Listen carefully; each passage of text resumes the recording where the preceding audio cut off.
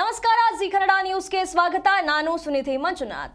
ನಿನ್ನೆ ಆಸ್ಪತ್ರೆಯ ಕಾಂಪೌಂಡ್ ಕುಸಿದು 7 ಮಂದಿ ಸಾವನ್ನಪ್ಪಿರುವ ಪ್ರಕರಣಕ್ಕೆ ಸಂಬಂಧಪಟ್ಟಂತೆ ಘಟನಾ ಸ್ಥಳಕ್ಕೆ ಡಾಕ್ಟರ್ ಶರಣ್ ಪ್ರಕಾಶ್ ಪಾಟೀಲ್ ಅವರು ಭೇಟಿ ನೀಡಿದ್ದಾರೆ.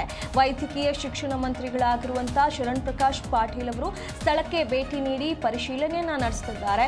ವಿವಿಧ ಅಧಿಕಾರಿಗಳಿಂದ ಘಟನಾ ಸ್ಥಳ ಪರಿಶೀಲನೆ ನಡೆಯುತ್ತಾ ಇದೆ. ಬೌರಿಂಗ್ ಆಸ್ಪತ್ರೆಯ ಮುಖ್ಯಸ್ಥರ ನಿರ್ಲಕ್ಷ್ಯದ ಬಗ್ಗೆಯೂ ಕೂಡ ಇಲ್ಲಿ ಪರಿಶೀಲನೆ ನಡೀತಾ ಇರುವಂತದ್ದು. ಕಾಂಪೌಂಡ್ ಗೋಡೆಯಿಂದ 7 ಜನ ನಿನ್ನೆ ಸಾವಾಗಿದ್ರು. ಆ ಒಂದು ಪ್ರಕರಣಕ್ಕೆ ಸಂಬಂಧಪಟ್ಟಂತೆ ಸ್ಥಳಕ್ಕೆ ಭೇಟಿ ನೀಡಿದ್ದಾರೆ. ಈ ಘಟನೆಗೆ ಸಂಬಂಧಪಟ್ಟಂತೆ ಯಾರ ನಿರ್ಲಕ್ಷ್ಯದಿಂದ ಇದು ಆಗಿದೆ ಅಂತ ಹೇಳಿ ಪರಿಶೀಲನೆ ನಡೀತಾ ಇರುವಂತದ್ದು.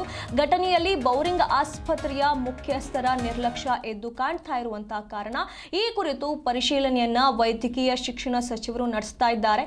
ನಿನ್ನೆ ಸಂಜೆ ಸುರಿದ ಭಾರೀ ಮಳೆಗೆ ಬೌರಿಂಗ್ ಆಸ್ಪತ್ರೆಯ 8 ಅಡಿಯ ಎತ್ತರದ ಕಾಂಪೌಂಡ್ ಗೋಡೆ ಕುಸಿದಿತ್ತು. ಕಾಂಪೌಂಡ್ ಪಕ್ಕದಲ್ಲಿ ಇದ್ದಂತ ವ್ಯಾಪಾರಿಗಳ ಅಂಗಡಿಗಳಲ್ಲಿ ಮಳೆಯಿಂದ ಆಶ್ರಯ ಪಡಿತಾ ಇದ್ದಂತ ಜನರ ಮೇಲೆ ಕಾಂಪೌಂಡ್ ಬಿದ್ದಿದೆ.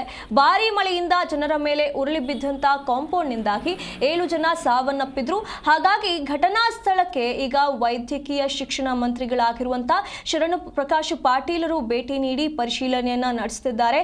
ಸದ್ಯ ಘಟನೆ ನಡೆದಿರುವಂತಹ ಸ್ಥಳದಲ್ಲಿ ಇವರು ಈಗ ಎಲ್ಲಾ ಪರಿಶೀಲನೆಯನ್ನ ನಡೆಸ್ತಾ ಇರುವಂತದ್ದು. ಯಾರ ನಿರ್ಲಕ್ಷ್ಯಕ್ಕೆ ಆಯ್ತು ಇದು ಅನ್ನೋದನ್ನ ಪರಿಶೀಲನೆ ನಡೆಸ್ತಾ ಇದ್ದಾರೆ. ಈಗ ಸದ್ಯದಲ್ಲಿ ಆ ಘಟನಾ ಸ್ಥಳದಲ್ಲಿ ನಿಂತು ಸಂಪೂರ್ಣವಾಗಿ ಎಲ್ಲವನ್ನ ನೋಡ್ತಾ ಇದ್ದಾರೆ.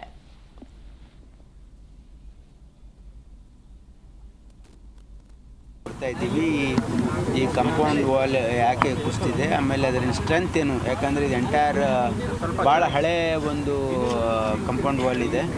ಹಾಗಾಗಿ ಅದರ ಸ್ಟ್ರೆಂತನ್ನು ಚೆಕ್ ಮಾಡೋದಕ್ಕೆ ಅವರಿಗೆ ಸೂಚನೆಯನ್ನು ಕೊಡ್ತಾ ಇದ್ದೀವಿ. ಮುಂದೆ ಈ ರೀತಿ ಅವಘಡ ಆಗಬಾರ್ದು ಅನ್ನೋ ಒಂದು ಕಾರಣಕ್ಕೆ ಈಗ ಎಕ್ಸಿಸ್ಟಿಂಗ್ ನಮ್ಮದೆಲ್ಲ ಓಲ್ಡ್ ಹಾಸ್ಪಿಟಲ್ ಇದು ಆಗಲಿ ವಿಕ್ಟೋರಿಯಾ ಹಾಸ್ಪಿಟ್ಲಲ್ಲಿ ಹಳೆ ಕಟ್ಟಡಗಳು, ಹಳೆ ಗೋಡೆಗಳು ಯಾವುದ್ಯಾವುದಿದೆ ಅದರದ ಸ್ಟ್ರೆಂತನ್ನು ಚೆಕ್ ಮಾಡೋಕ್ಕೂ ಕೂಡ ಒಂದು ನಿರ್ದೇಶನವನ್ನು ಕೊಡ್ತಾ ಇದ್ದೀವಿ. ಮೇಲ್ನೋಟಕ್ಕೆ ಏನು ಕಾರಣ ಇಲ್ಲ, ಅದೇ ಈಗ ಅದು ಟೆಕ್ನಿಕಲ್ ಪರ್ಸನ್ಸೇ ಹೇಳಬೇಕು. ಯಾಕಂದರೆ ಇದು ಹಳೆ ಗೋಡೆ ಇದೆ.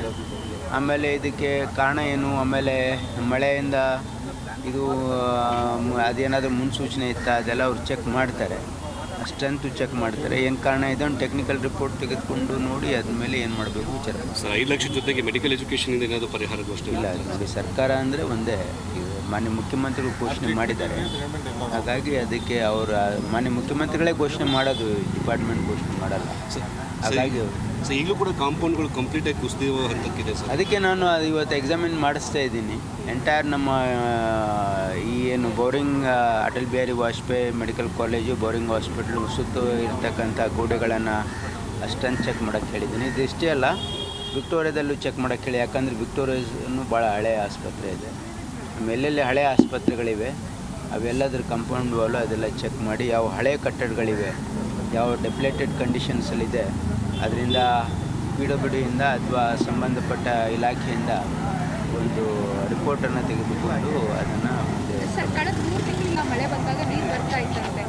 ನಿರ್ಲಕ್ಷ್ಯತೆ ಇದೆ ಸರ್. ಇನ್ಸಿಡೆಂಟ್ ಆದ ನಂತರದಲ್ಲಿ ಮುಂಜಾಗ್ರತೆ ಕ್ರಮಗಳನ್ನು ಕೈಗೊಳ್ಳಬೇಕಿದೆ ಸರ್. ಬಟ್ ಆದರೆ ಇಷ್ಟು ಜನ ಅಂದರೆ ಮೇಲ್ಗಡೆ ಮಣ್ಣು ಹಾಕಿದ್ದಾರೆ, ಸ್ವಲ್ಪನಾದರೂ ಅದೇ ಚೆಕ್ ಮಾಡಿಸ್ತೀನಿ. ಅದೇನು ರೀಸನ್ ಇದೆ, ಯಾವಾಗ ಹಾಕಿದ್ದಾರೆ, ಇದು ಯಾವಾಗ ಆಗಿದೆ. ಯಾಕಂದರೆ ಇದು ಭಾಳ ಹಳೆಯ ಒಂದು ಕಟ್ಟಡ ಇದೆ. ಇದು ಕಾರಣ ಏನು ಅಂತಕ್ಕಂಥ ಟೆಕ್ನಿಕಲ್ ಪರ್ಸನ್ಸ್ ಹೇಳ್ಬೋದು. ಅದನ್ನು ಎನ್ಕ್ವೈರಿ ಮಾಡಿಸ್ತೀವಿ. Yes sir. The report and the committee take an appropriate decision on that. Because we are waiting for the inquiry report. Then we'll see. And Honorable Chief Minister already announced the compensation for the victims. So do you think this could have been prevented? Yeah, of course. You see, any disaster has to be prevented well in advance. So this was unforeseen. So this was not anticipated. So, but definitely we'll take precautions. Are you ordering any inquiry team? Yeah, we are inquiring an order. Thank you.